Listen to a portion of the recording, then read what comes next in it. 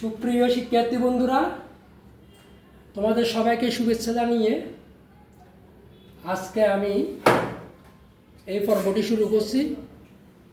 এই পর্বে আমরা ষষ্ঠ শ্রেণীর গণিতের অনুশীলনী 1.5-এর 14 নম্বর অঙ্কটি সমাধান করব।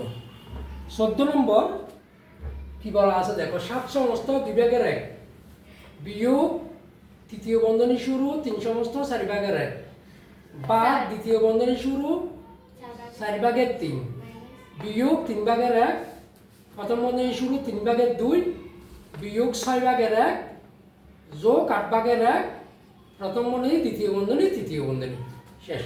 এখানে অঙ্ক প্রশ্নটা ঠিক আছে না, একটু দেখো। আর আমরা এখানে প্রথমে কোন কাজটা করব তুমি বলো। ব্র্যাকেট কোন কাজটা করব? প্রথম বন্ধনী। প্রথম বন্ধনী হচ্ছে এইটা পুরোটা, তাই না? তাহলে এখানে দেখো সমান 7 সমস্ত সরি 7 কোন কত? 14 বিয়োগ তৃতীয় বন্ধনী শুরু। এটা কত হবে বলো? 12 3 4 12 আগে 13 বাক দ্বিতীয় বন্ধনী শুরু 4/3 বিয়োগ 3/1 প্রথম বন্ধনীর কাজটা এখানে যেহেতু সমস্ত নাই, আমরা একটা কি লসাগু বের করি। তাহলে 8 এর মধ্যে 6 3 একবার যাবে না, আমার বের করতে হবে। 3 6 8 প্রথমে দুই দিকে দিই। 3 একে 3 3 এতে যাবে না, 3 দুগুণ 6 4 দুগুণ কত 8। তাহলে যে কোনো দুইটাতে যেতে হবে কমপক্ষে। 2 দিয়ে দিলে একটাকে যাবে, হবে না, 3 দিয়ে দিই। 3 একে 3 3 একে 3 4 এর মধ্যে 3 যাবে না, 4 যা আছে তা। তাহলে 3 দুগুণ কত 6 6 কত 24 আমাদের লসাগু আছে কত 24। তাহলে 24 হইলে হর দিবাক লব দ্বিগুণ দাও 3 আটা কত 24 8 দুগুণ কত 16 বিয়োগ 4 কত 24 4 কে 4 আচ্ছা 4 কে 4 3 আটা কত 24 3 কে 3 কথা ক্লিয়ার বুঝতেছ? 2/15 বিয়োগ তৃতীয় বন্ধনী শুরু 4/13 পাক তারপরে আগে প্রথম বন্ধনী কাজটা শেষ করতে হবে, তাই না? তারপরে তো আমরা দ্বিতীয় বন্ধনীর কাজ শেষ করতে পারবো, যেহেতু এক সংখ্যায় পরিণত হয়ে যাচ্ছে। এখানে তো কোনো কিছু নাই, তাহলে এখানে কি আছে মনে মনে বলো তো? এখানে চিহ্ন কি আছে বলো?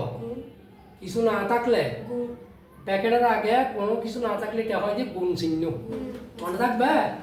তাহলে গুণ আমরা এই 24 একবারে করে ফেলতেছি, দুইবার না করে, আবার 2 লাইন না লিখে এই 16 থেকে এই 16 আগে প্লাস 3 আগে প্লাস না 16 3 হতো 19 19 থেকে 4 গেলে হতো 15 বুঝেছ?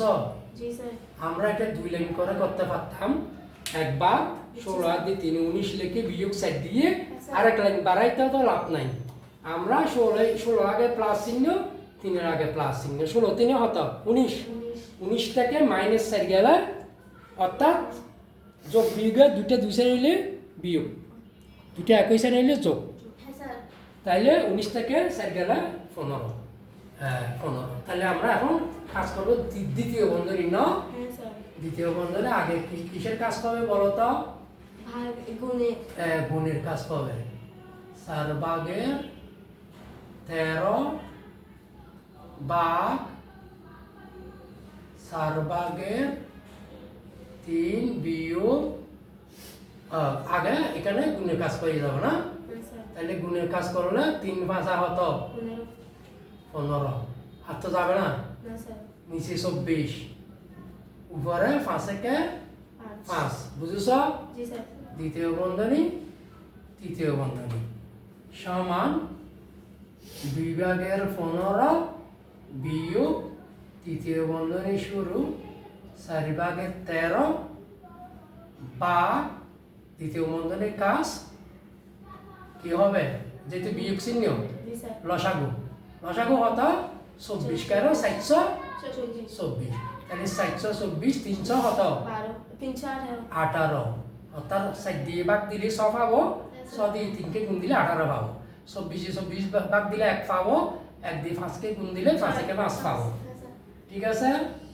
2 ভাগের 15 বিয়োগ তৃতীয় বর্ণের শেষ, দ্বিতীয় বর্ণের শুরু, 4 ভাগের 13 ভাগ, এটা যেহেতু অ্যাকশনকে পরিণত হচ্ছে ব্যাকে উঠে যাবে। 18 থেকে 5 গেলে কত? 13। ঠিক আছে? এখন আমরা তৃতীয় বন্ধনীর কাজ শেষ করব। 15 বিয়োগ তৃতীয় বন্ধনীর দ্বিতীয় 4 ভাগের 13 ভাগ যদি গুণ হয় এটা কি হবে? 13 ভাগের 24 হবে, উল্টে যাবে। 13 ভাগ 400 কত? 24। তাহলে সমান 2 ভাগের 15 বিয়োগ 6 সমান লসাগু কত? 2। হ্যাঁ, 2 কে 2, 15কে 15 বিয়োগ 1 দিকে 2 ভাগ দিলে 2, 6 দুগুণ কত? 12 সমান 2 ভাগের 15 থেকে 12 গেলে 3 সমান 1 সমস্ত 2 ভাগের 1। সুতরাং নির্ণেয় সরলীকরণ সমান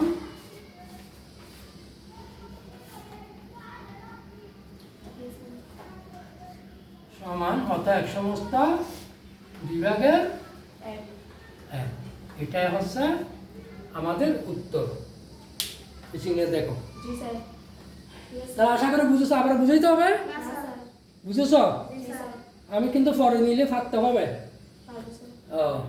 সুতরাং সবাইকে ধন্যবাদ জানিয়ে আমি এই পর্ব এখানে শেষ করছি।